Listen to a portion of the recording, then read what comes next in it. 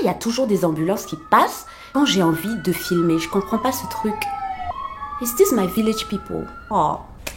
Ah, il y a le fixe qui sonne. Bonjour, bienvenue sur ma chaîne. J'espère que vous vous portez bien. Ici, en Ile-de-France, c'est la canicule, donc ceci est devenu mon meilleur ami. Alors aujourd'hui, j'ai envie de parler de spécialisation, notamment des domaines de spécialisation et de comment les choisir quand on se met à son propre compte comme traducteur ou traductrice. Si vous tombez, c'est la première fois sur ma tête, je m'appelle Ariel, je suis traductrice terminologue et sur cette chaîne, je parle de mon parcours de traductrice. Je suis déjà à mon propre compte depuis plus de 10 ans. Je vous donne des astuces, bien sûr, sur comment est-ce que vous allez booster votre activité. Je vous parle de mes galères, je vous parle de tout ce que j'ai appris. Donc si c'est une thématique qui vous intéresse, n'hésitez pas à regarder mes autres vidéos et si elles sont super intéressantes et si vous me trouvez super drôle et si vous apprenez des choses, n'hésitez pas à vous abonner et à rejoindre notre communauté. Donc comme je le disais tout à l'heure, aujourd'hui j'ai envie de parler de spécialisation parce que c'est une question qui revient encore et toujours. Dans le domaine de la traduction actuellement,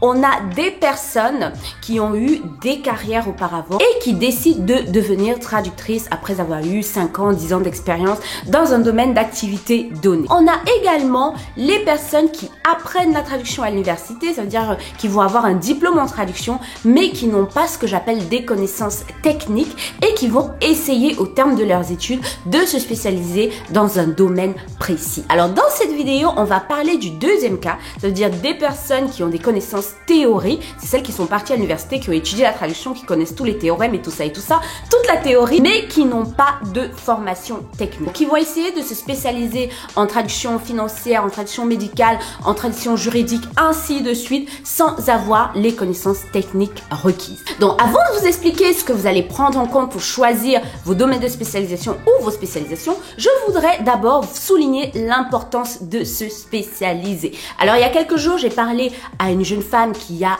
un diplôme en traduction, qui est bien calée et déjà depuis quelques années, mais qui n'arrive pas à percer dans le secteur de la traduction. Le premier problème que j'ai relevé, c'est qu'elle n'avait pas de spécialisation. Elle se disait traductrice, mais traductrice générale. Ça veut dire qu'il n'y avait pas en fait quelque chose qui allait la différencier d'un autre traducteur. Généralement, quand on se présente comme un traducteur général, ce qui se passe, c'est que le client en face se dit « Ah, ok, général », c'est-à-dire que vous faites du juridique, vous faites du financier, vous faites du médical et tout. Je pense pas que la qualité va être au rendez-vous. Donc, se spécialiser va vous permettre en fait de vous établir comme un expert dans un domaine précis et ça c'est très important parce que quand on est expert dans un domaine précis ou quand on se forme dans un domaine précis, on a la possibilité de cibler les bons clients et quand on va se retrouver devant ces clients-là, étant donné qu'on aura choisi ce domaine de spécialisation et que idéalement on se sera formé dans ce domaine-là, on aura un peu plus de crédibilité. Donc choisir un domaine de spécialisation va vous permettre non seulement de vous établir dans un domaine précis, mais également de gagner en crédibilité face à vos clients. Alors je vais vous prendre un exemple précis. Disons que je me présente à un potentiel client. Bonjour, je m'appelle Fabienne Ariel et je suis traductrice de l'allemand et de l'anglais vers le français. Quelle est la question qui va logiquement suivre? Ce sera, qu'est-ce que vous traduisez? C'est un peu comme ça que vous devez voir les choses. Dire que je suis juste traductrice et citer les langues dans lesquelles je traduis et depuis lesquelles je traduis ne suffit pas. Il faut que le client en face se dise « Ah, ok, elle est traductrice informatique, elle est traductrice technique, elle est traductrice marketing. » Ça veut dire que c'est un bon match pour moi parce que justement, je cherche quelqu'un qui travaille dans ces 3 domaines-là ou alors je cherche quelqu'un qui sache faire du SEO et qui sache faire ceci et qui sache faire cela. Donc, se spécialiser en fait n'a que des avantages pour vous, contrairement à ce que vous croyez. Parce qu'il y a certaines personnes qui pensent qu'en se spécialisant, elles vont en fait rater des projets dans d'autres domaines. Non, ce n'est pas comme ça que ça se passe. Choisir 3 domaines dans lesquels vous êtes expert n'exclut pas que vous travaillez par exemple dans des domaines annexes. Je vais vous prendre pour exemple le marketing. Moi, je suis traductrice marketing. Je ne vais pas traduire que des sondages et autres. Je traduis dans la mode, je traduis dans tout ce qui est beauté, je traduis du skincare, je traduis du tourisme. Tout ça, en fait, c'est dans le marketing. Je vais par exemple aussi traduire des communiqués de presse, peu importe importe le secteur d'activité de l'entreprise. Je vais traduire des communiqués sur les launchs de produits, que ce soit un produit technique, médical ou je ne sais pas quoi. Donc c'est juste pour vous montrer en fait que se spécialiser ne va pas vous restreindre en matière de projet. C'est en voulant toucher tous les secteurs que vous allez malheureusement vous disqualifier. Alors si vous regardez toujours la vidéo, c'est le moment pour moi de vous annoncer que j'ai relancé les ateliers de traduction. Alors qu'est-ce que c'est que les ateliers de traduction? C'est tout simplement un atelier virtuel où on va se retrouver à 4, c'est-à-dire moi et vous 3, et on va débattre en fait des traductions que vous aurez faites d'un texte que je vous aurais envoyé auparavant. Donc clairement, comment ça se passe? Vous vous inscrivez à un atelier de traduction, il y a des ateliers marketing, il y a des ateliers techniques et informatiques. Vous allez recevoir tout de suite le texte à traduire. Vous allez traduire le texte chez vous. Vous avez le droit d'utiliser un dictionnaire, un glossaire,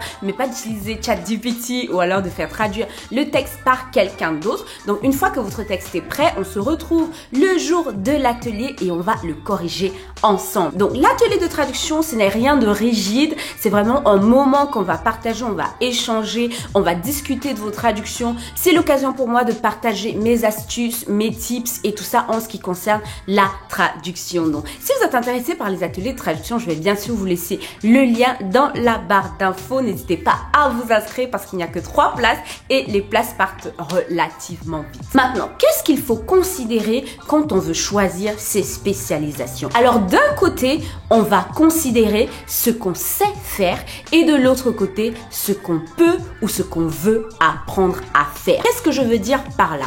Ce qu'on sait faire, c'est par exemple ses hobbies. On est hobby photographe, on fait du blogging, on est vraiment un as du bricolage, on s'amuse à assembler des trains ou alors à assembler des ordinateurs. On peut effectivement décider de s'orienter dans cette direction-là en se spécialisant par exemple dans la photographie ou alors en se spécialisant dans un premier temps dans la technique générale, le temps de se faire la main et de s'orienter vers un domaine précis. Pourquoi est-ce que je parle des hobbies ici? Parce que généralement, quand on a un hobby, on va investir beaucoup de temps dans ce hobby-là. On va investir du temps pour comprendre comment ça fonctionne, pour se tenir au courant de tout ce qu'il y a de nouveau dans ce domaine-là. Ce sera quelque chose qu'on va faire vraiment naturellement, sans avoir cette pression-là que oui, si je veux me spécialiser en technique, il faut que je lise tel magazine, il faut que je regarde telle émission. Donc, les hobbies sont vraiment un très bon point de départ quand vous réfléchissez aux spécialisations que vous pouvez adopter. Alors, je vais vous prendre mon exemple. Moi, je suis très techie, donc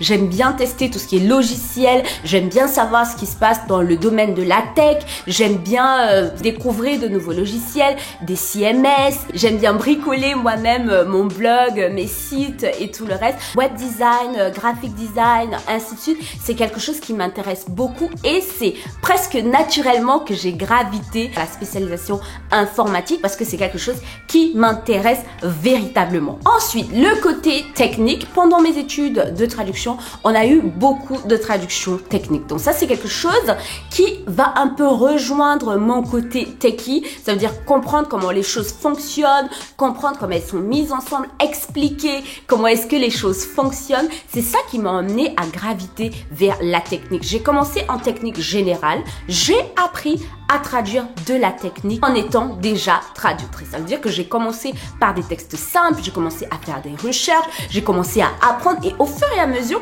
on se retrouve presque toujours avec les mêmes textes. Quand on a déjà traduit un type de texte 1, 2, 3, 10 fois, on commence à apprendre la terminologie, ça aiguise la curiosité. Et du côté marketing, j'aime comprendre ce qu'il y a, la psychologie, pourquoi est-ce que les gens achètent des choses, pourquoi est-ce que les gens vendent des choses et tout, c'est quelque chose qui me fascine littéralement. Raison pour laquelle je me suis également orientée vers le marketing.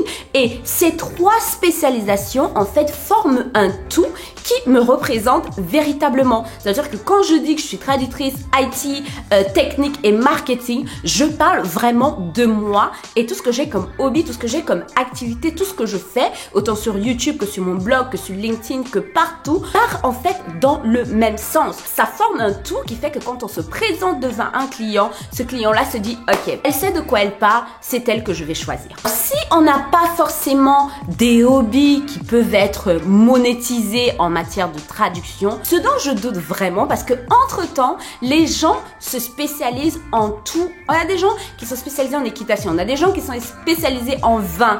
Il y a même une traductrice sur LinkedIn qui est spécialisée en sport d'extérieur. On peut se spécialiser en tout et n'importe quoi. Croyez-moi, chacune de ces personnes trouve son public. Maintenant, si on n'a pas de hobby ou alors qu'on n'a pas de hobby qui soit monétisable, il y a la possibilité d'apprendre des choses. Il y a la possibilité d'obtenir des certificats. Parlons par exemple du marketing. Si on a envie de se spécialiser en marketing mais qu'on n'a pas forcément les connaissances techniques ou les certificats et tout ça, il y a un certificat qui est gratuit littéralement. C'est le Google Digital Marketing Certificate qui est disponible sur Coursera, que vous pouvez passer et après vous avez un certificat professionnel. Vous allez pouvoir le mettre dans votre CV, vous allez pouvoir le mettre dans votre LinkedIn et bam, vous avez votre premier élément qui va vous rendre crédible face à un client qui cherche un traducteur marketing.